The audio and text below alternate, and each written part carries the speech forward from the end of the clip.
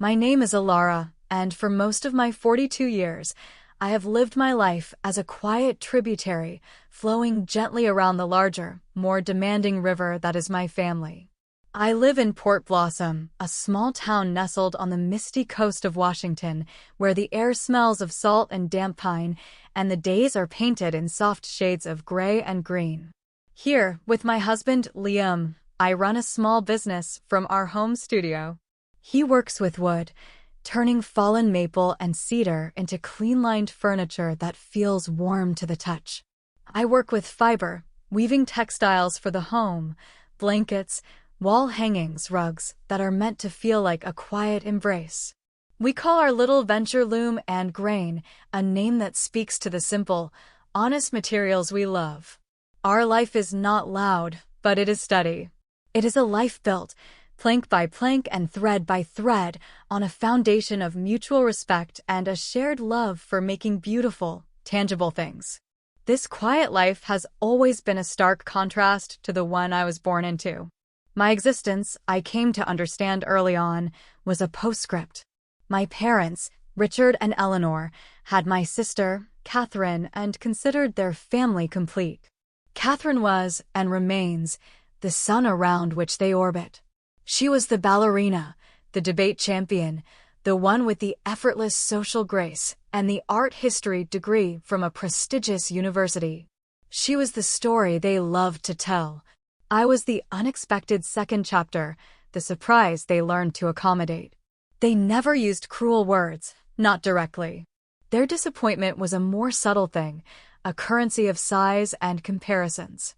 When Catherine danced, they bought her expensive point shoes.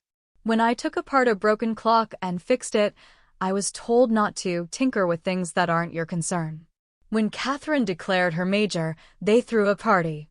When I announced I was starting a weaving business with Liam, my mother said, "Well, it's nice to have a hobby, dear." Even now, with loom and grain providing us a comfortable living, they refer to it as my little craft project. Catherine, meanwhile, has 2 postgraduate degrees and an impressive amount of debt. She works sporadically as a consultant for art galleries, a career as beautiful and unstable as a house of cards. I quietly help her with her bills from time to time, a transaction that is never acknowledged but always expected. It is simply part of my role, the steady, reliable, and mostly invisible support system. Then came my daughter, Lily.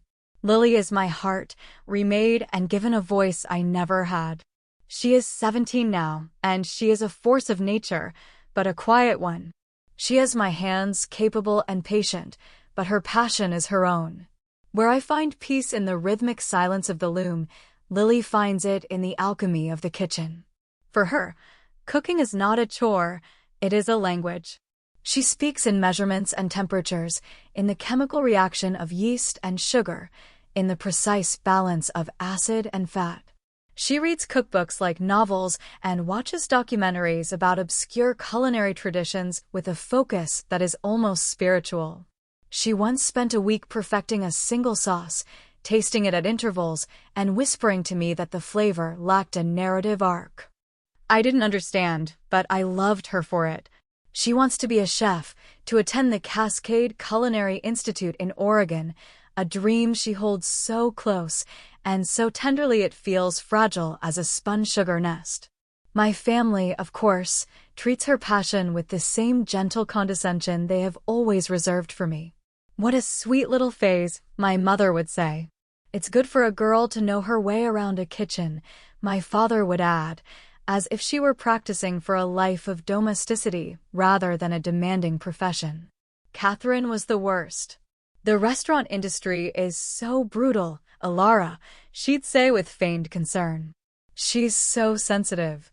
Perhaps she should focus on something more academic." I have watched Lily absorb these little cuts, these tiny dismissals, and store them away. I have seen her force a smile at family gatherings when her Aunt Catherine would talk about her own intellectual pursuits, while Lily had spent the day developing a new bread starter. So, when Lily came to me a month ago, her eyes bright with a nervous resolve, and said, "Mom, I want to cook for Grandma Eleanor's 70th birthday," I felt a swell of both pride and trepidation. "The whole thing?" I asked, keeping my voice even. "For everyone?" She nodded, her chin set. "The whole thing. A proper multi-course meal. I want to show them. I want to show her what I can do." I knew what a risk this was. She was not just offering to cook. She was offering up her heart on a platter, ready for inspection and judgment. I asked her if she was sure, and she nodded with a conviction that left no room for argument. She wanted to prove that her art was not just a hobby or a phase, but something real and worthy. She wanted, for once, to be truly seen. And so she began. For weeks, she planned. She designed a 3-course menu, taking into account every one of my family's complicated dietary whims. A dairy-free option for my cousin, a low-sugar dessert for my mother's friend, no bell peppers for my father who inexplicably despises them. She drafted the menu on thick, cream-colored cardstock, the calligraphy elegant and precise. She budgeted, using her own savings from a part-time job at a local bakery. She practiced each dish, tweaking and refining. The week of the party, our home transformed into her personal command center. Lists were taped to the refrigerator. The scent of rosemary and slow-roasting garlic hung in the air, a constant, delicious presence. She was focused, driven, and more alive than I had ever seen her. On the day of the party, she was up before the sun, a quiet whirlwind in the kitchen. I drifted downstairs at 6, drawn by the scent of baking bread, and found her already in her apron, her brow furrowed in concentration as she piped a delicate border onto a 3-tiered lemon and elderflower cake. All day, she worked with a grace that was mesmerizing. She moved with an economy of motion, her space impeccably organized, her classical music playing softly from a small speaker on the counter. By late afternoon, the house was immaculate. Our long wooden dining table, one of Liam's first creations, was set for 23 guests.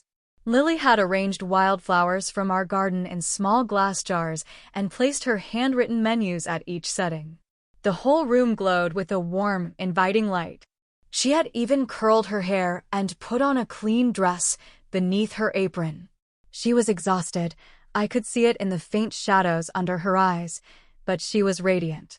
And then at 10 minutes to 6, with the first guests due to arrive, my phone chimed. It was a message in the family group chat, the one usually reserved for bland holiday greetings and blurry photos of pets. It was from my father. 5 stark words, devoid of punctuation or warmth. Change of plans celebrating at the Heron adults only. At first, the words didn't compute. I thought it was a joke in poor taste, a misunderstanding. Lily was in the kitchen, humming softly as she put the finishing touches on a beet and goat cheese salad, the vibrant magenta of the beets a stark splash of color against the white porcelain. She looked up and gave me a tired, brilliant smile. "Do you think the citrus vinaigrette is too sharp?" I wanted a little bite, but not so much that it overwhelms the earthiness of the beets. Her future, in that moment, seemed to hinge on the answer. Her entire being was poured into this meal, this offering. I felt a cold dread creep up my spine. I mumbled something about the vinaigrette being perfect and stepped into the entryway, my phone clutched in my hand. My fingers were trembling. I read the message again. Change of plans. The Heron. Adults only. The Heron was one of the most expensive restaurants in Port Blossom, a place for hushed conversations and extravagant bills. Adults only. Lily was 17. I needed to breathe. I stared at the handwoven runner on our floor, its threads of gray and blue suddenly seeming to blur together. I called my father. He answered on the second ring, his voice breezy and distant, muffled by the clatter of restaurant noise. "Allura, you get my text?" My voice came out thin, strained. "Dad, what's going on?" "People are supposed to be here in a few minutes." Yeah, we decided to switch it up. Easier this way. Your mother was getting a bit stressed about the whole thing." Stressed? I could hear the incredulity in my own voice. "Lily has been cooking for 3 days. The table is set. There's enough food here to feed an army. She made a 3-tiered cake. There was a short pause. I could hear him take a sip of something. Oh, well, that's a shame. Tell her not to take it personally. She can freeze it, can't she? Good practice for her. Listen, I have to go. The waiter's here. He hung up before I could form another word. My heart was hammering against my ribs. I immediately dialed my mother. She picked up, her voice a smooth, practiced calm. Hello, dear. Mom, why are you at a restaurant? You knew Lily was doing this. We've been talking about it for weeks. A heavy sigh came through the receiver, a sound I knew well. It was the sound of her patience being tried by my unreasonable emotions. Alara, please don't make a scene. It just became too much. Frankly, it felt a bit risky. Risky? What on earth are you talking about? A 17-year-old cooking for 23 people? It's a sweet gesture, but it's not professional. What if the food wasn't cooked properly? What if someone got sick? It's my 70th birthday. We just wanted something reliable, something safe. She's not a child playing with an easy-bake oven, Mom. She's meticulous. She has her food handler's license. She disinfected the entire kitchen. You saw her menu. She catered to everyone. Yes, it was a very cute menu, she said, the word cute landing like a small, sharp stone. But it's not the same as a real restaurant, is it? We just wanted to relax and enjoy ourselves without having to worry. I was speechless, a hot, bitter anger rising in my throat. I hung up the phone without saying goodbye. My last hope was Catherine. Maybe she had been overruled. Maybe she felt bad about it. I called her. Oh, Alara, she began, her voice dripping with a familiar, weary condescension. Don't be so dramatic. You're going to guilt-trip everyone and ruin Mom's birthday. Lily's heart is broken, Catherine. She poured everything into this. She's 17, she snapped, her voice losing its gentle veneer. She needs to learn that the world doesn't revolve around her. It was a nice thought, but none of us really wanted to be guinea pigs for her little experiment. Guinea pigs. The words hung in the air, clinical and cruel. The implication that my daughter's passion, her art, was nothing more than a high school science fair project. That her love was an inconvenience. I disconnected the call mid-sentence. I stood in the hallway, the warm, fragrant air from the kitchen swirling around me, a cruel joke. I could hear Lily still moving about, blissfully unaware. Mom? Is the lighting in the dining room okay? I wanted it to feel cozy, but still elegant. I turned, and my face must have been a ruin because her voice trailed off. Her smile faltered. Her eyes, so full of bright hope just moments before, narrowed with concern. Mom? What's wrong? Her gaze dropped to the phone in my hand. Before I could stop her, she gently took it from me. Her thumb, still with a trace of flour in the nail bed, swiped the screen open to the family chat. I watched her read the 5 words from my father. Then I watched as her eyes scrolled down to a newer message, one that had arrived while I was on the phone. It was a picture. A photograph posted by Catherine. It was my entire family, my parents, my sister, her husband, my cousins, their partners seated at a long, white-clothed table at the Heron. They were raising their wine glasses, their faces bright and smiling for the camera. My mother was in the center, beaming, a corsage on her wrist. In the foreground, plates were already arriving, filled with food that was not my daughter's. Lily stared at the screen for a long, silent moment. Her breath hitched. I saw her thumb hover over the screen, and then she pressed the call icon next to my mother's name. I heard the faint sound of my mother's voice answering. Grandma? Lily's voice was small, a child's voice. I couldn't hear the response, but I watched my daughter's face. I saw her nod, a jerky, mechanical motion. I saw the light in her eyes extinguish, replaced by a profound and devastating understanding. The tears came then, but not with a sob or a wail. They simply welled up and spilled over, rolling down her cheeks in silent, shimmering tracks. It wasn't the cry of a tantrum. It was the quiet, hopeless weeping of someone who had just been told, in no uncertain terms, that they did not matter. She handed the phone back to me, her movements slow and deliberate, as if she were moving through water. She turned her gaze to the kitchen, to the beautiful, magnificent cake sitting on the counter. 3 perfect tiers of lemon and elderflower, with the words "Happy 70th Birthday," Grandma piped in elegant, dark chocolate script. She just stared at it, her expression utterly blank. I felt a surge of something primal and fierce rise up in me.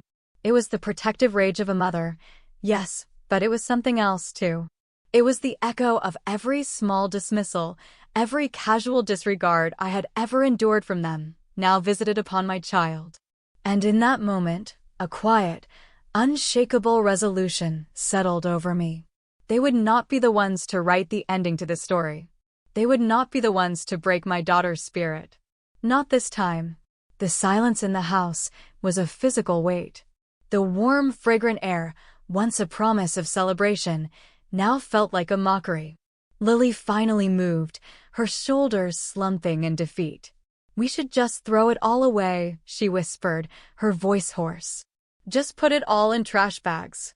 "No," I said, the word sharper than I intended. She looked at me, her face pale and tear-streaked. "Mom, who is going to eat it? It's ruined." "It's not ruined," I said, though I had no plan, only a burning refusal to surrender. "The food isn't ruined. The plan is ruined. There's a difference." My mind was racing. I saw the 23 empty chairs around our dining table, the flickering candles, the love and labor hardening into a monument of rejection. And I thought, no. I pulled out my phone, my hands moving with a purpose I didn't know I possessed. First, I called Liam. He was finishing a project at the workshop. "I need you to come home," I said, my voice tight. "Right now. Something's happened." He didn't ask for details, simply said, "On my way," in that calm, solid way of his that has always been my anchor. Then I began to build a new guest list. Not out of spite, but out of necessity. This food, this beautiful, heartfelt offering, deserved to be honored. It deserved to be eaten. I scrolled through my contacts, bypassing anyone connected to the Heron Reservation. I called Sarah, our next-door neighbor, a retired nurse with a kind face and a sprawling family. "Sarah, it's Alara. I have a strange and urgent request. My daughter cooked a feast for my mother's birthday, and, well, the guests of honor canceled. I have food for more than 20 people. Can you come? Can you bring anyone who's hungry?" There was a pause, and then Sarah's warm voice, "Oh, honey, we're on our way. Don't you worry." I called my friend from my book club, a history professor named Ben. I called the young couple who had recently moved in down the street.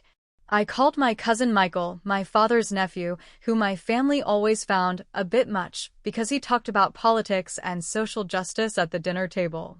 He was furious on Lily's behalf. "I'll be there in 15, he said. "And I'm bringing my partner." The word spread with a surprising speed, a ripple of kindness expanding through our small community. Liam arrived home to find the first car pulling into our driveway. Sarah and her husband stood on our porch, holding a bottle of red wine. "We brought reinforcements," she said, gesturing to their 2 grown sons and their partners who were piling out of a second car. Lily watched from the hallway, her eyes wide with a mixture of horror and disbelief. "Mom, what are you doing?" "These are strangers. They're neighbors," I corrected her gently. "And they're hungry. You made a gift, sweetheart. We just need to find the right people to give it to."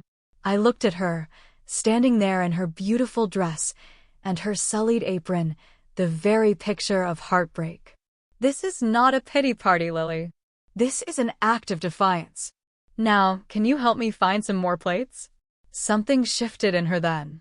The deep well of her hurt was still there, but a tiny spark of her fighting spirit flickered to life. She gave a small, shaky nod and disappeared into the kitchen. The doorbell rang again and again. Then the professor arrived with a casserole dish, just in case, he said with a grin. The young couple brought a six-pack of local craft beer. A woman I barely knew from the farmer's market came with her teenage daughter, having heard the story from Sarah. "I have a daughter who bakes," she said, her eyes full of empathy. "I get it." The house, once so painfully empty, began to fill with the warm hum of conversation and laughter. We pushed tables together, brought in chairs from the patio, from our studios. The atmosphere was a little chaotic, a little improvised, but it was vibrant and alive. In the kitchen, Lily was moving again, not with the radiant joy of the afternoon, but with a quiet, renewed sense of purpose. She was reheating the roasted vegetable tarts, her hands steady now. Among the impromptu guests was a woman named Chloe, a friend of Ben's. She was a freelance writer who ran a popular local food blog called The Port Blossom Plate. When Ben explained the situation in a hushed tone, her eyes lit up with a combination of journalistic interest and genuine indignation. "Is it okay if I take a few photos?" she asked me quietly. "And taste? Well, everything?" I looked toward the kitchen, where Lily was plating the beet salad with the focus of a surgeon. "You'll have to ask the chef," I said with a small smile. Chloe approached the kitchen doorway. "Lily," she said gently. "I'm Chloe. I write about food. What you've done here, it's incredible. I would be honored to write about it if you'd let me." Lily looked up, startled, a smudge of flour on her cheek. She looked from Chloe to me, her eyes asking a silent question. I gave her a subtle nod. She swallowed hard and said, "Okay." The meal began. As Lily, with the help of Sarah's sons, brought out the first course, a hush fell over the room. Then came the murmurs of appreciation, the gasps of delight. "My God, this vinaigrette. Is that time in the crust? Alara, your daughter is a genius." With each compliment, I saw Lily's spine straighten just a little more. During the main course, a perfectly roasted chicken with a lavender honey glaze and a vegetarian mushroom Wellington that made Ben the professor close his eyes in bliss, one of the guests raised his glass. "A toast," he said, "to Chef Lily, to her talent, her grace, and her strength, and to turning a night of disappointment into an unforgettable feast." The room erupted in applause. People were standing, cheering for my daughter. Lily, standing in the doorway, blushed a deep crimson, but this time, her tears were sparkling with something other than sorrow. It was pride. It was validation. Later that evening, as I was helping clear plates, my phone buzzed with a notification from my bank. I glanced at it, expecting it to be a payment from our online shop. Instead, my blood ran cold. It was a charge alert. My credit card, the one I kept on file for family emergencies, had just been charged $1,854.32 at the Heron. I stood frozen in my own bustling, happy kitchen, staring at the numbers on the screen. They had not only abandoned their granddaughter, they had not only rejected her love and her labor, but they had also made me pay for the privilege of their betrayal. They had used my money to finance the very meal that had replaced hers. The warmth of the evening, the joy of the community, the sight of my daughter's tentative smile, it all receded for a moment, replaced by an anger so cold and so pure it was almost serene. This was not just an insult. It was a declaration. They believed they were entitled not only to our deference, but to our resources, even as they inflicted pain.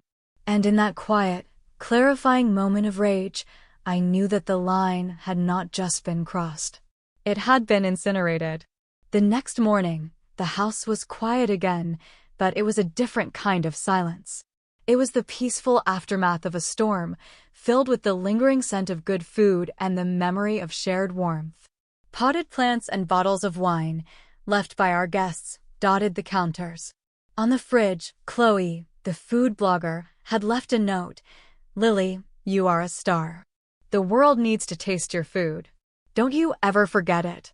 Lily was asleep on the sofa, still in her clothes from the night before, curled under a blanket I had woven years ago. She looked younger, more peaceful than I had seen her in a long time. I was washing the last of the wine glasses when I saw it, an email from Chloe with a link. The subject line was simple: "It's live." I clicked on it, my heart thumping. The article was on her blog, The Port Blossom Plate. The headline was bold and clear: "The birthday feast that almost wasn't. How a 17-year-old chef turned rejection into the best dinner party of the year." The article was beautiful. It was a love letter to my daughter's cooking. Chloe described each dish in exquisite, mouth-watering detail: the ethereal lightness of the lemon elderflower cake, the symphony of flavors in the mushroom Wellington, the brave and brilliant use of lavender in the chicken glaze. But it was more than a food review. Chloe told the story, factually and without sensationalism. She recounted how Lily had planned and executed a 70th birthday dinner for her grandmother, only to have the entire family cancel at the last minute to go to an upscale restaurant. She didn't name my parents or my sister, referring to them only as the family, but she named Lily. She celebrated her talent, her resilience, and the community that had rallied around her. The comment section was already filling up. What an amazing young woman. I wish I had been there. My heart breaks for her, but what a powerful response. One comment read, "Some families don't deserve the love they're given. I hope she knows how valued she is." I was reading these messages, a lump forming in my throat, when the peace of the morning was shattered. A loud, insistent banging echoed from the front door. Not a knock, but a series of furious thuds, as if someone were trying to break it down. I opened the door to find my parents, Richard and Eleanor, standing on my porch. They were dressed in matching navy blue windbreakers, their faces tight with fury. Behind them, looking pale and righteous, stood my sister, Catherine. "You need to take it down," my father snapped, bypassing any greeting. He pushed past me into the entryway. "Do you have any idea the humiliation you've caused?" my mother added, her voice trembling with rage. I stood my ground in the doorway, not moving to let them further into my home. "What I've done?" "I didn't write an article, Mom. A writer came to a dinner party, tasted the food my daughter made, and wrote about what she saw." "You orchestrated this," Catherine accused, stepping forward. Her eyes were hard. "This entire, pathetic little sob story. You need to call that blogger and tell her to retract it. You need to issue a statement saying it was a misunderstanding." I stared at my sister, at the sheer, unmitigated gall of her demand. "A misunderstanding? Did I misunderstand the text message you all received? Did I misunderstand the photo of you all toasting at the Heron? Did I misunderstand the nearly $2,000 charge on my credit card for a dinner I wasn't even invited to?" My mother flinched. "We paid you back for that," she said quickly. "You transferred the money this morning. After the article went viral," I replied, my voice dangerously calm. "Not before. You didn't pay me back. You tried to erase the evidence. You have made us look like monsters," Eleanor cried, her voice cracking. A movement behind me made me turn. Lily was standing at the end of the hall, awake now, her face a mask of exhaustion and fear. She had heard everything, and in that moment, all the years of quiet accommodation fell away from me like a shroud. I turned back to my family, and my voice was low and clear, devoid of the anger that churned inside me, honed to a fine, sharp point. "No," I said. "You have made yourselves look like monsters. Lily just cooked you a meal. You did the rest all by yourselves." I took a step forward, positioning myself squarely between them and the sight of my daughter. "This conversation is over." Liam, drawn by the noise, appeared at my side. He didn't say a word, just stood there, his presence large and immovable. He looked at my father, then my mother, then Catherine. His silence was more intimidating than any shout. "This is a family matter," my father blustered, his anger deflating slightly in the face of Liam's quiet solidarity. "No," Liam said, his voice deep and steady. "This is our home. You came here to scream at a child who tried to show you love. You will not do it again. It's time for you to leave."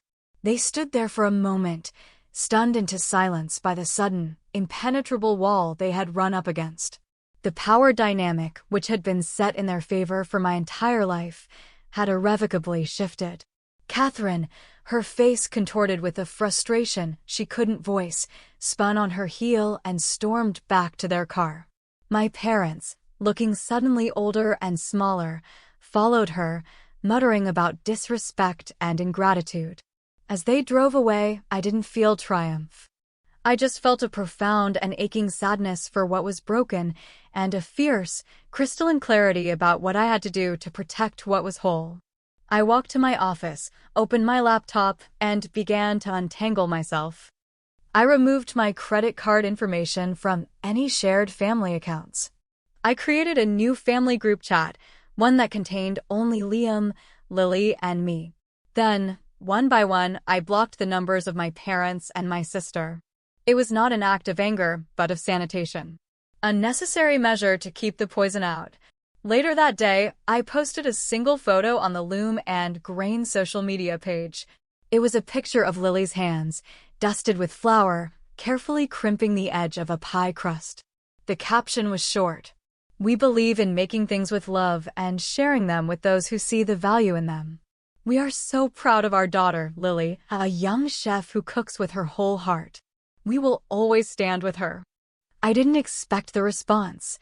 It was flooded with messages of support from our customers, from strangers who had read Chloe's article, from other artisans. But the most important message came directly to Lily. It was an email from the head of admissions at the Cascade Culinary Institute. "Dear Lily," it read, "a local blog post about your work was shared with me today. Your resilience and passion, not to mention the description of your menu, are deeply impressive. We officially open applications for next year in the fall. I very much hope to see yours among them." Lily read the email 3 times, her eyes wide with disbelief. Then she looked up at me, and for the first time since that fateful text message, she smiled. It was a real smile, wide and full of a light I had been afraid was extinguished forever. We didn't fix what was broken with my family. But in the rubble, we had found something far more valuable: freedom. A year has passed. The seasons in Port Blossom have turned, bringing the winter mists and the vibrant burst of spring rhododendrons. The sharp edges of that painful weekend have softened, not into forgiveness, but into a quiet, settled scar. Lily got in. She received her acceptance letter to the Cascade Culinary Institute on a rainy Tuesday in March, and we celebrated with a bottle of champagne and a ridiculously decadent chocolate cake that she, of course, baked herself. She lives in Oregon now, immersed in a world that finally speaks her language. Her letters home are filled with excited descriptions of learning to butcher a whole lamb, of mastering the 5 mother sauces, of the thrill of working a dinner service in the school's training restaurant. She is no longer the tentative girl hoping for her family's approval. She is a young woman building a future on her own terms, her confidence growing with every perfectly risen soufflé. Her food blog, which she started as a class project, has a devoted following, and she's already been hired to cater a few small, local events on her school breaks. She is finding her people. We never heard from my parents or Catherine again. Not a call, not a letter, not an email. We heard through my cousin Michael that they sold their house and moved to a retirement community in another state, a few hours inland. The reason they gave, he said, was that they wanted a quieter life, away from the gossip of Port Blossom. I think the truth is that the community they had curated for so long had quietly turned its back on them. The story of the birthday feast had become a local legend of sorts, a cautionary tale whispered at dinner parties. Their world had shrunk because they had made it so. I don't know if I will ever see them again. There is a part of me, a small, quiet tributary of my old self, that feels a pang of sorrow for that chasm. But then I look at my daughter, at the joy and purpose that radiate from her, and I know that the boundary we drew was not a wall, but a foundation. It was the solid ground upon which she could finally stand and build her own life, free from the weight of their expectations. Sometimes, When I am working at my loom, the rhythmic passing of the shuttle back and forth feels like a meditation. I think about the threads of family, how some are woven so tightly they can suffocate, and how others can be cut, allowing for a new and more beautiful pattern to emerge. We lost a family that day, but we gained a truth. We learned that self-respect is not something to be negotiated, and that true belonging is not found in a bloodline, but in the hands you choose to hold and at the tables you choose to share. Last week, a package arrived for Lily. Inside was a small, beautifully crafted chef's knife, its handle made from polished walnut. The enclosed card had no name, only a single, typed sentence. A true artist needs the right tools. I don't know who sent it. Perhaps it was one of the guests from that impromptu party, or a stranger who had followed her story online. Or perhaps, and this is a thought I hold on to, it was a quiet acknowledgement from a place I had long since written off. I may never know. Some stories, I'm learning, don't require a tidy ending. They simply require the space to grow. And in the quiet, steady life Liam and I have built, in the vibrant, flavorful world Lily is creating for herself, there is finally space enough for everything.